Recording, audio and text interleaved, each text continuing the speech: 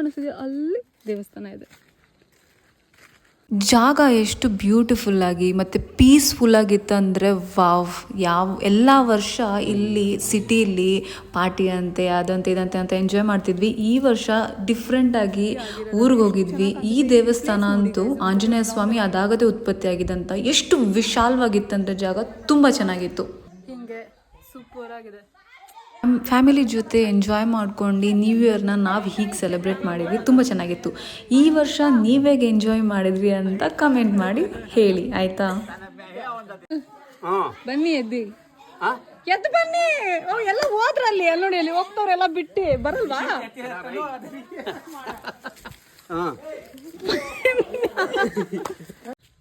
ನಮ್ಮ ಮನೆ ಕೋತಿನ ಬೇತಾಳನ. ಓಯ್, ಕೋತಿನ ಬೇತಾಳನ.